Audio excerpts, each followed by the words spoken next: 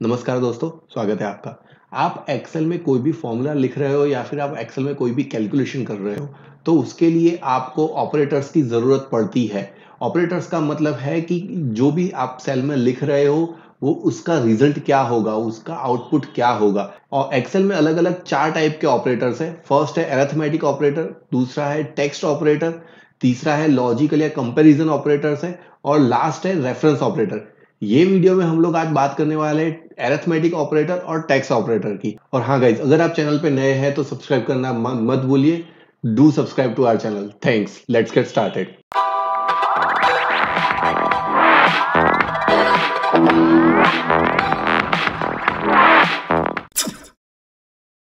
First है हमारा arithmetic operator. Arithmetic operator हम लोग सब नॉर्मली जानते हैं कि अरिथमेटिक ऑपरेटर्स क्या होते हैं। हम लोग रेगुलर उसको यूज भी करते हैं।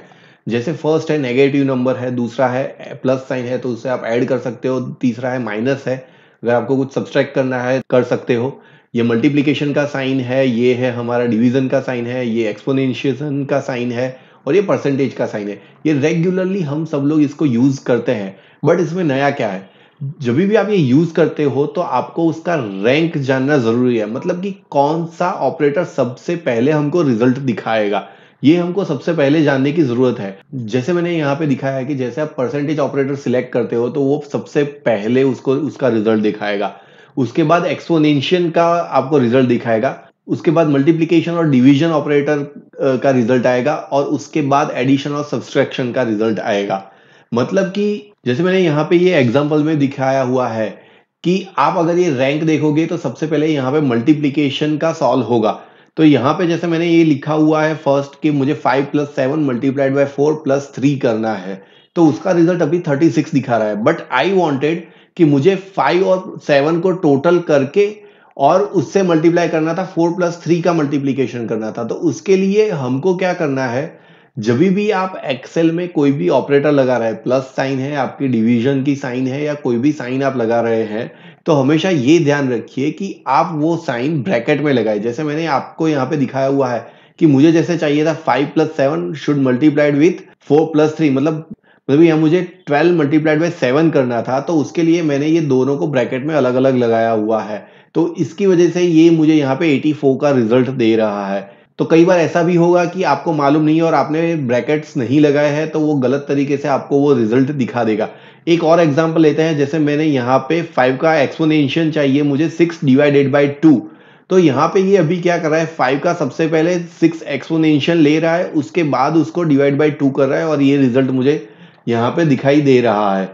ठीक है, पर मुझे क्या चाहिए था कि 5 का एक्सपोनेंशियल चाहिए बट 6 डिवाइडेड बाय 2, मतलब 5⁻³ का मुझे चाहिए था। तो इसके हिसाब से मुझे ये होगा 125। मतलब जो भी रिजल्ट एक्सपेक्ट कर रहे हैं तो उसके साथ आप वो ब्रैकेट में ही वो फॉर्मूला लगाइए, उसके बाद नया फॉर्मूला लीजिए, तो आपका रिजल्ट कभी भी गड़बड़ नहीं होगा। तो ये एकदम बेसिक डिटेल्स थी। तो नेक्स्ट टाइम अगर आप ऑपरेटर लगा रहे हैं तो ध्यान रखिए। टेक्स्ट ऑपरेटर का काम क्या है कि अगर आपने दो सेल्स में अलग अलग कुछ लिखा हुआ है तो वो कंबाइन करेगा। जैसे मैंने यहाँ पे एग्जांपल्स में दिखाया है कि मैंने यहाँ पे दो अलग अलग सेल्स में ये लिखा हुआ है और मुझे उसको साथ में करना है, तो मैं ये एंड ऑपरेटर का यूज कर सकता हूँ। बट एंड ऑपरेटर तो है ही, उसके अलावा हमारे पास एक और फंक्शन है कॉन्केटनेट करके, तो वो अलग से वीडियो में हम लोग आपको समझाएंगे। बट ये एंड फंक्शन और कॉन्केटनेट फंक्शन दोनों ऑलमोस्ट सेम है, उसमें ज्यादा कुछ डिफरेंस नहीं है। सिर्फ एक बेसिक डिफरेंस है कॉन्केटनेट और एंड फंक्शन में, तो ये है कि एंड फंक्शन में कोई लिमिट नहीं है। आप जितना भी चाहो वो टेक्स्ट स्ट्रिंग, मतलब आप जितना भी चाहो सेल्स ऐड कर सकते हो, जितना भी चाहो आप उसको एंड यूज करके आप सेल्स ऐड कर सकते हो। जबकि कॉन्केटनेट फंक्शन में क्या है कि आप मैक्सिमम 255 स्ट्रिंग्स ही ऐड कर सकते हो और टोटल आपका 8192 कैरेक्टर्स ही आप ऐड कर सकते हो। नॉर्मली कोई इतना लेंदी कॉन्केटनेट फंक्शन नहीं लगाता, बट ये एक बेसिक डिफरेंस है। तो आइए हम लोग इसका एग्जांपल देख लेते हैं कि इसको हम लोग कैसे यूज कर सकते हैं। जैसे मैंने यहाँ पे एक टेक्स्ट 1 लिखा हुआ है और मैंने यहाँ पे टेक्स्ट 2 लिखा हुआ है और मैंने कैसे यूज किया है वो भी मैंने यहाँ पे लिखा हुआ है। मैं यहाँ पे आपको F2 करके दिखा रहा हूं कि जब भी आपको सिर्फ दो टेक्स्ट कंबाइन करना है, बीच में आपको कोई भी स्पेस नहीं चाहिए, कोई भी कैरेक्टर्स नहीं चाहिए, तो आपको क्या करना है, इज इक्वल टू करके फर्स्ट टेक्स्ट फिर एंड लिखिए और सेकंड टेक्स्ट, उसके बाद एंटर प्रेस कर दीजिए, तो आपका वो जो भी टेक्स्ट है वो कंबाइंड हो जाएगा। ये फॉर्मूला आप 2 से ज्यादा टेक्स्ट है वहां पे यूज कर सकते हैं, और 2 से ज्यादा मतलब 2 3 4, जैसे मैंने आगे भी बोला, आपको जितना टेक्स्ट कंबाइन करना है तो इस फॉर्मूला से आप कंबाइंड कर सकते हैं।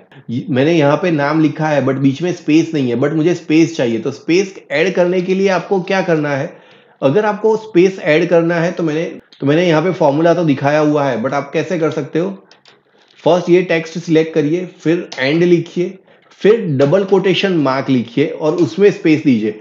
जो भी चीज आप डबल कोटेशन मार्क में ऐड करोगे वो एंड फॉर्मूला में एज अ टेक्स्ट वहां पे ऐड हो जाएगा। जैसे मैंने यहाँ पे स्पेस दिया हुआ है, मैं ये डबल कोटेशन मार्क क्लोज कर रहा हूं और फिर मैं अगेन एंड प्रेस कर रहा हूं और मैं जो दूसरा टेक्स्ट मुझे चाहिए वो मैंने सिलेक्ट किया है।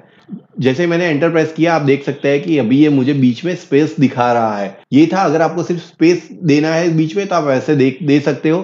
तीसरी चीज है, अगर आपको कोई स्टैटिक वर्ड यूज करना है या फिर कॉमा लगाना है तो वो आप कैसे लगा सकते हो। जैसे यहाँ पे आप देख सकते हैं कि मैंने पीछे एक स्टैटिक वर्ड यूज किया हुआ है। स्टैटिक वर्ड का मतलब क्या है कि यहाँ पे तो ये मेरा एक ही यहाँ पे तो मेरा एक ही डेटा है, पर ऐसा है कि आपके सेम टू सेम बहुत सारे डेटा है और आपको एक वर्ड हर डेटा के पीछे लगाना है।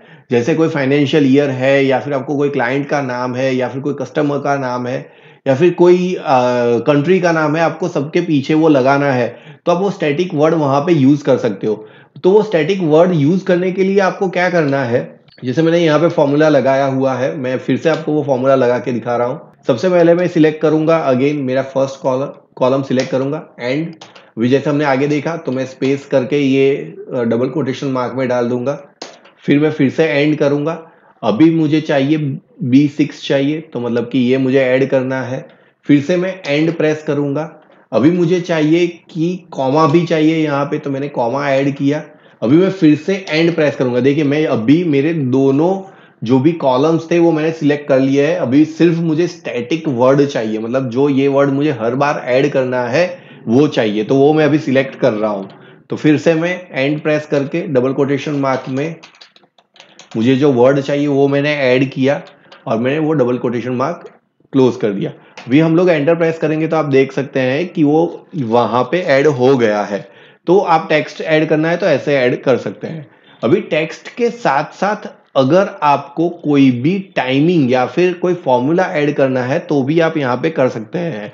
मैंने यहाँ पे दो अलग अलग टेक्स्ट लिए हुए हैं, उसके बाद मैंने एक फॉर्मूला लिया हुआ है नाउ वाला। नाउ आपको क्या देता है कि जो एज ऑफ नाउ मेरा जो टाइमिंग है, तो ये टाइमिंग मुझे यहाँ पे बताएगा। तो यहाँ पे मैंने क्या किया है, दोनों को कंबाइन करके स्पेस दिया है, उसके बाद मैंने टेक्स्ट का फॉर्मूला यूज किया है। मतलब अगर आप टेक्स्ट का फॉर्मूला यूज नहीं करोगे तो वो आपका फॉर्मूला का रिजल्ट नहीं दिखाएगा। तो सबसे पहले टेक्स्ट का फॉर्मूला यूज करिए, तो उसके बाद आपको जो वैल्यू चाहिए, आप नाउ मतलब कि अभी का टाइम भी ले सकते हो, आप डेट भी ले सकते हो, तो उसके हिसाब से आप जो चाहिए वो रिजल्ट यहाँ पे आप ले सकते हो।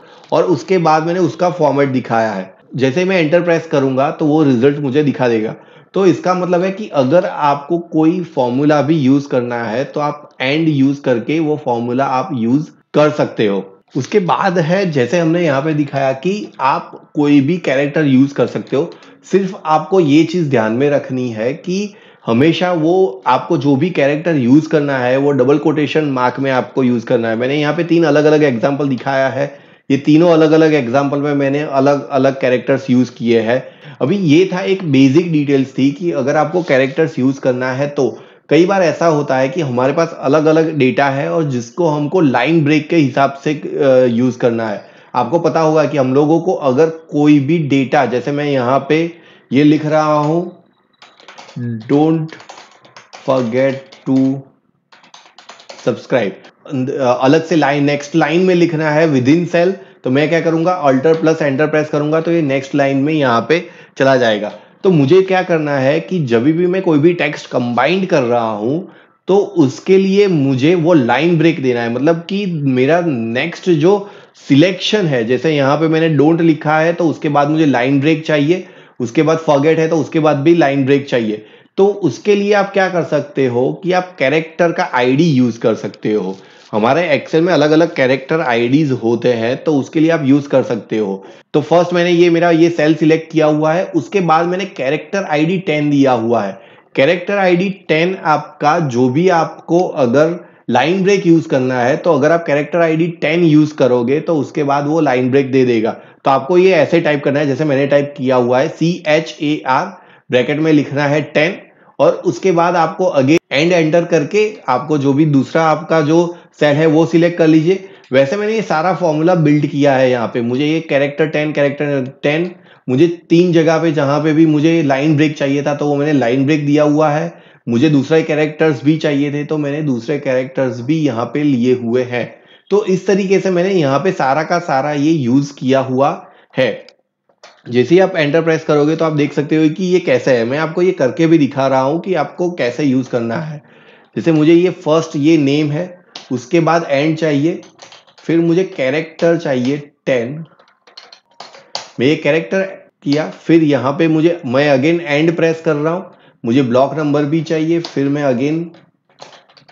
मुझे अगेन चाहिए कैरेक्टर 10, तो मैंने ये अगेन कैरेक्टर 10 लिया। फिर अभी मुझे चाहिए एक स्टैटिक वर्ड सिटी, तो मैंने सिटी लिखा है यहाँ पे।